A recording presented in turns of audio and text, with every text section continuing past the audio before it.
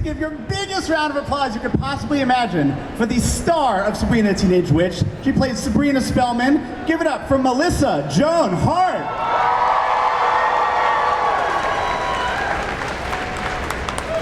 Keep it going for, there we go. Have you right on the end over here. Keep that going for Salem Saberhagen, Nick Bakay. Bakay. Give it up for Nick.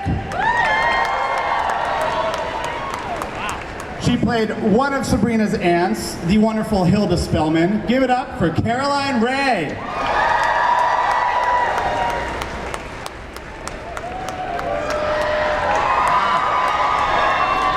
And what is Hilda without Zelda? Give it up for Beth Broderick.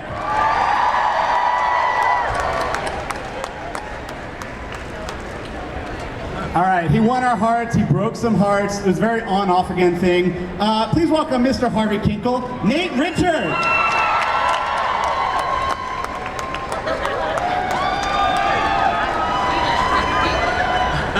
All right, you know him as the Quiz Master.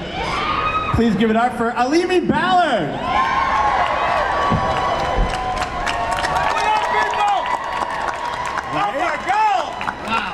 All right, it's good old Josh from the coffee shop, Josh Blackheart. Give it up for David Lascher.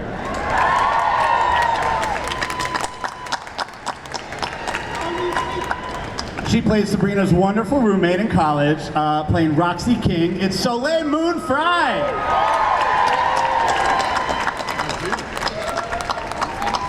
And finally, the other half of it all, Morgan Cavanaugh. Please welcome Elisa Donovan.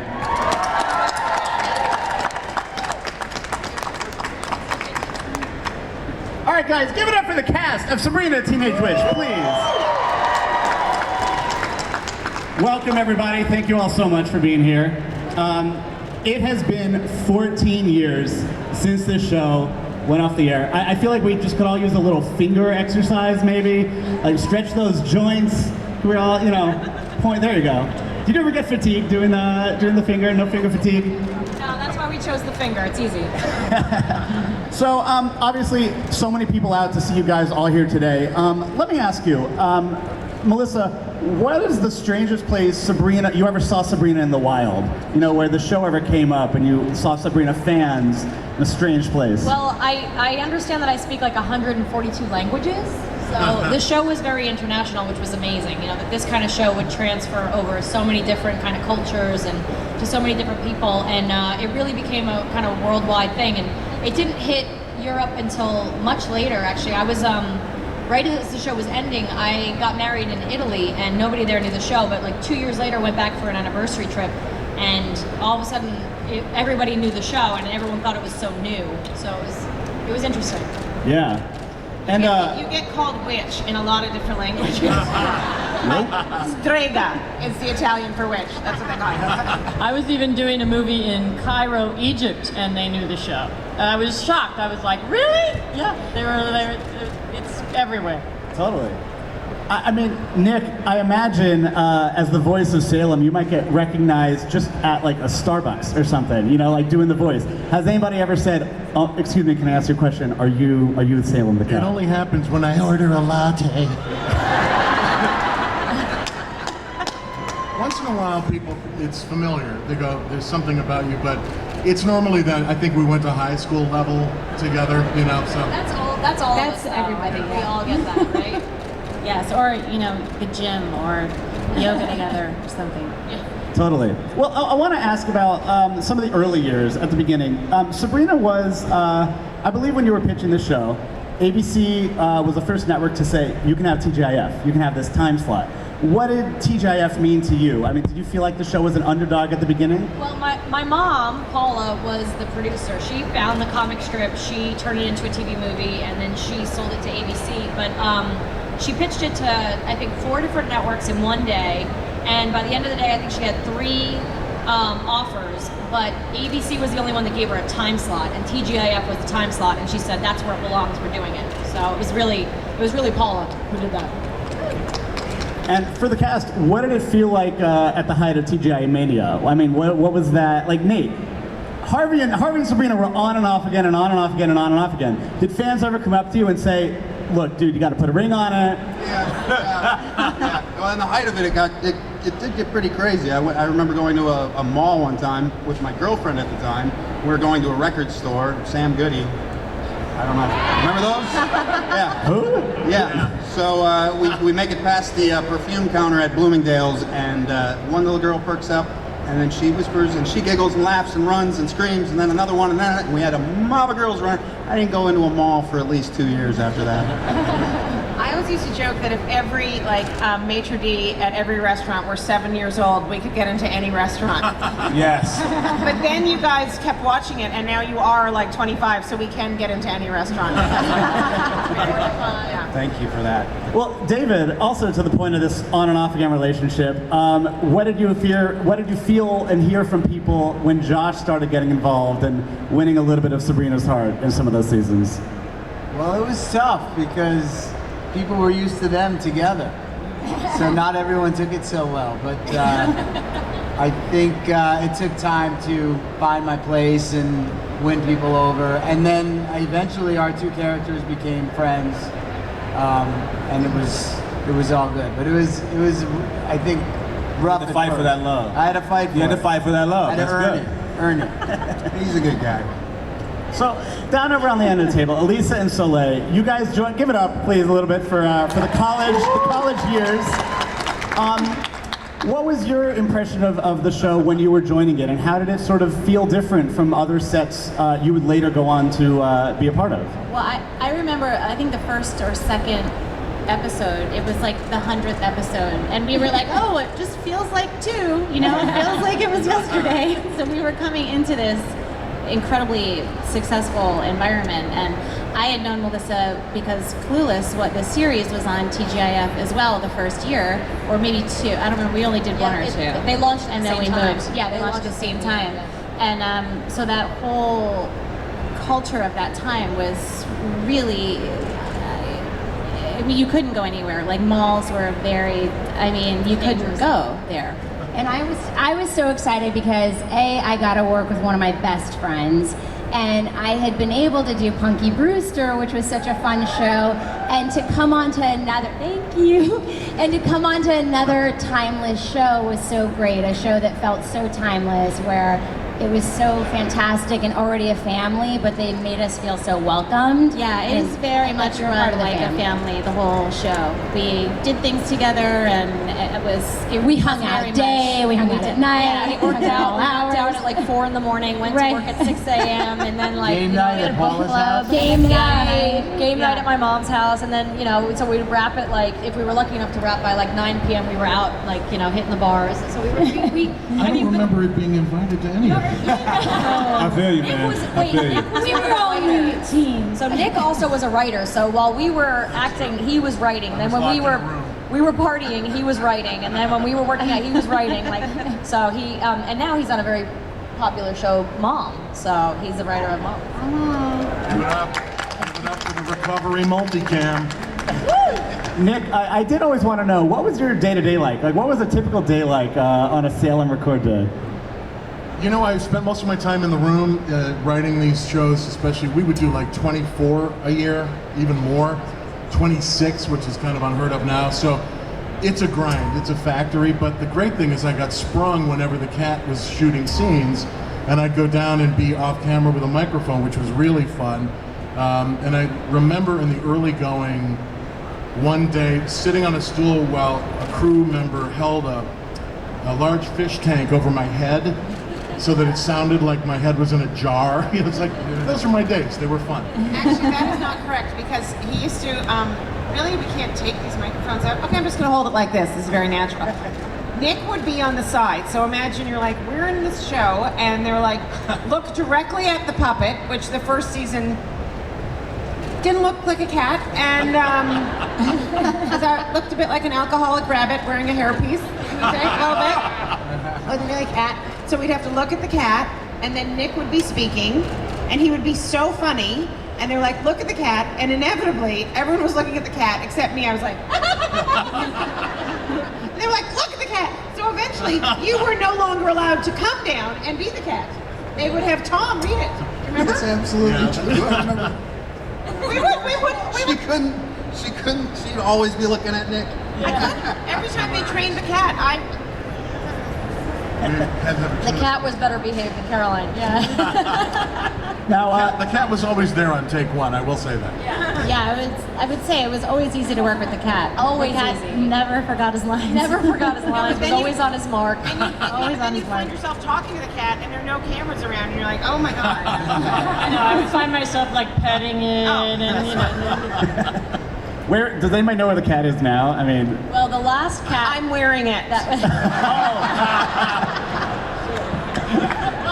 Well, the puppet, the animatronic cat is, I think it's in a puppetry museum in Atlanta, right? It is, and it's a big deal. Yeah, and then I think, but the live cats. So we had many live cats. The last one alive was named Salem. Actually, they named right. It was Salem, and Beth was on an episode of Melissa and Joey.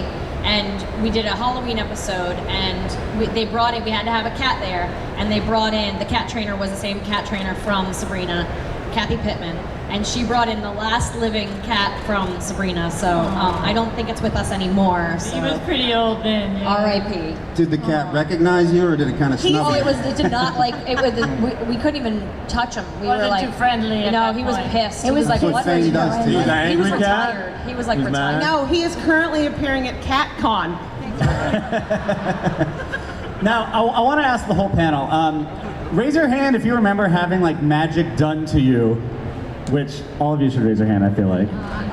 Magic done to us during the show. Like during the show. If on the show you remember, I mean, I feel like looking at Nate, an episode comes to mind where you like literally turned into a beast. Do you remember that? Like, We just were talking. That was my favorite one. Really? I got to jump around in a dumpster, throwing stuff. I still have the teeth. They made fangs for me, and all the prosthetics. Totally.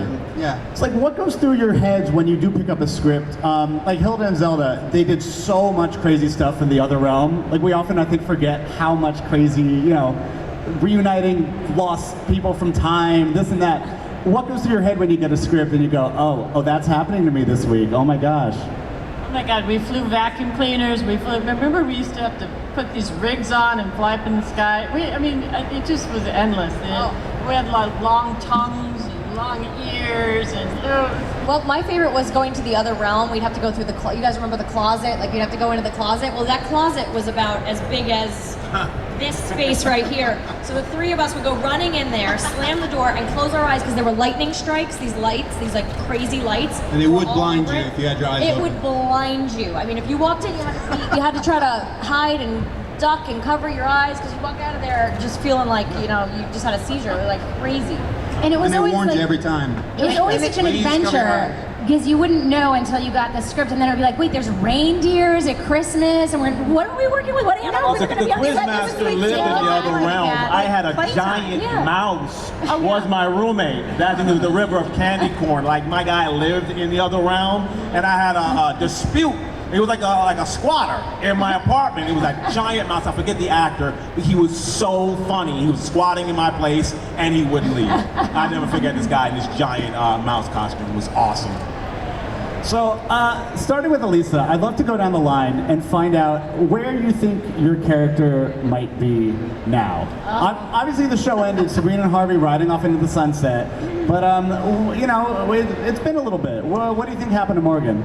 I think Morgan would probably be driving some very wealthy man very crazy and probably at the same time maybe stalking Josh on the side and still probably trying to give Sabrina fashion advice. I think Roxy probably started a punk rock band, maybe moved to New York City, had a couple kids. She was so much fun because she had an edge, but she had a heart of gold, and that was always really fun to play. I think while Josh is being stalked by Morgan, I'm probably still stalking Sabrina. And I think my character was like a photographer. They gave him like a real passion. I think he's probably a successful photographer. So. I think the quiz master would be like a nanny teacher now. Like he moved on to teenagers. Now he wants to get on the ground level. He's teaching kids, the little magic kids, how to hold their bottle with magic. And I think he would have moved to Miami. Got rid of the mouse. He got a nice little pad next to LeBron down there. D-Wade. He's chilling on the beach. And when he's not, teaching kids, he's hanging out. He's surfing, something like that. Well, Sabrina and Harvey would probably be having a 16-year-old at this point, so I think because of the rules, I think I'd be banished somewhere like Robbie Benson. No, it was always the mom. It was the mom who was. The well, mom? the mom became a ball of wax. But yeah. Robbie The kids Benson would got be stuck like- in the book. The kids would be like a quarter magic or something. Yeah. I mean, actually, we probably figured it out and probably became started our own Hogwarts. Like started our own little witch school maybe foster some children that are like part mortal, part witch, and how to navigate that world. This would make a great movie. This is a great. I would watch that right now. Everybody, Nick can write it right here. He's writing it right now as we speak. I say screw the CW. We got the project right here. There you go. Uh-oh. Antilda was driving an Uber in the other realm. I think it's so sad. I think I probably live with Salem alone somewhere and pine for Drell, some pathetic thing. You married Martin Mull? I did not marry Martin. You Mull. married Martin. You know what? This is a When you crazy got story. married? The Who remembers? actor who I married, his name was Douglas Sills. And one day, in my old apartment, he lived across the street. And I looked out the window and I was like, oh my God, that's my husband. And my nephew said, you're married? And I was like, it was so weird. I looked right in his apartment. I think we are living together, and Salem is still consigned to being a cat for trying to take over the world. I think he's into Sudoku. Role. Dungeons and I think he's into role playing. The whole thing. I think he's, He goes to Comic-Con. Cosplays as a he's cat. probably out there right now. And Sabrina. I think we would probably. I like the idea of the Hogwarts thing. Like I would like to be. I like, love it. That's you nice. did? I don't know. I don't listen. I think that would be a good thing for them to do together. Do Harvey I get some magic finally? Is that? Yeah, well, Yeah. I would, maybe you pretend to do magic, and I'm just kind of helping you out behind you. Yeah, you want a I beer? can Okay, pretend like honey. I'm doing it. You just, I'll go with that. Now, how do we all feel about the word reboot? I mean, I have you all up here. It's the question I have to ask you. Well, so you guys heard. So the CW is doing one. We're not involved. It's no longer Heartbreak. My mom and I. It's not our project anymore. Archie Comics the rights reverted back to them, and they're doing the Chilling Adventures of Sabrina, which is a darker sort of twist. So I think our show was about magic and family. And I think the new one, it sounds like, I have no idea, but it sounds like the new one's going to be more about witchcraft, dark stuff. I think it sounds more Buffy the Vampire Slayer than it does Sabrina. So I think it'll appeal to a different kind of audience, and it'll be a totally different show. Yeah, I feel that. I do want to ask, I feel like the show I think the show pushed the needle forward in a lot of cool ways. I love seeing Sabrina living with her two aunts and living with her two friends. I feel like it was literally a show about powerful women, literally powerful women. Yes. Did you guys ever feel that while you were filming it? Did you ever feel like a little bit ahead of its time or a little bit right of its time? Or I felt fashion forward, if you don't mind me interjecting that. The lime green satin, I felt like he pushed the envelope. The rainbow tuxedos, I felt like the Quizmaster was out there. He's out in front. That's my personal opinion. I really felt like there was a distinctly, which at the time I don't know if I was quite conscious of it, but there was a distinctly different feeling on that set, and so much of it was because it was really about women. And not that there was anything, from Paula running the show and other showrunners as well, but Paula at the head, and essentially about three of you at first, and then when Beth and Caroline moved on, it's always about this strong, powerful girl who was becoming a grown-up, and I think it's awesome in that way. And I think that to the timeless thing, I think that shows like Bewitched and I Dream of Jeannie, this magic element is always alive. I mean, look, you guys are here because you believe in magic, right? And so I think that is something that is just timeless, international, and I think that's I hope that the show goes on to live the way like Bewitched and I Dream of Jeannie lives in my heart. We once got this award. Do you remember this? We got this award in England. It was like a family award. They were like, we were being like honored for being a family show, and they were interviewing us. I don't know if you remember this, and she was like, "We love it. We love that she lives with her gay aunts and the gay cat." And we were like, "What?" The gay cat. I knew all the time. You guys didn't see what went on at night in that house. Oh. That's great. Now, does anybody remember any of the 90s guest stars that were on the show? I mean, we got... Bryan Cranston. Bryan Cranston, yeah. Backstreet Boys. Milo Ventimiglia. Usher. George Wendt. He was a Johnny football player. Mathis. Britney What's the Spears. band? What's the band? Insane. Backstreet Boys. Dick Van Violent Dyke, Femmes. Paula Abdul, Kathy Ireland. Penn Teller. Who was Dom. Who was the biggest fan? Was anybody a huge, like, diehard Sabrina Hanson fan? was Oh, all on. the time. That was Hanson. awesome. Hanson. Who's the Christmas 10,000 Maniacs. Johnny Mathis. That's Johnny Mathis. Johnny Mathis Davy was like I was like, oh, Davy Jones. I was like, yes, I monkeys. just remember we played tennis with Andy Roddick. Kate Wow. Jackson. Randy Travis. Remember Yep. Randy Travis?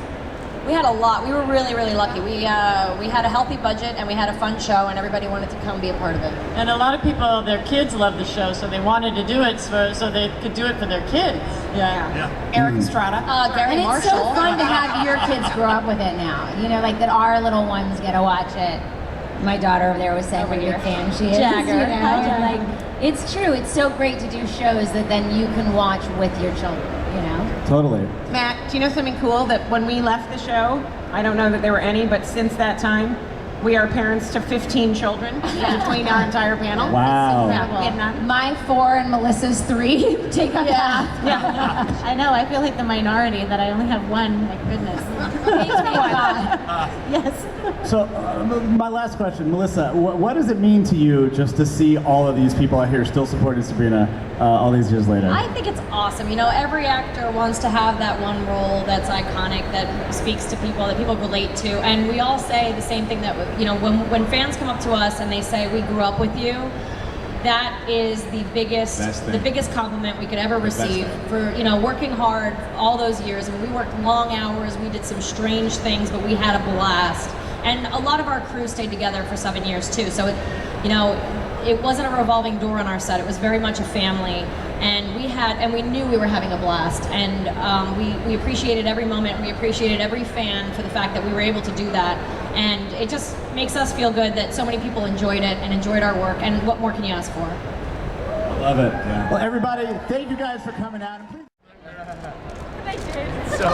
Wait, which one are we looking at? Caroline, Nightmare. Start on that end and work your way around. Let's pan. Get up here.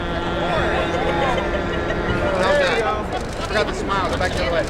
Caroline, stop paying attention to the cat. Melissa. All right, guys.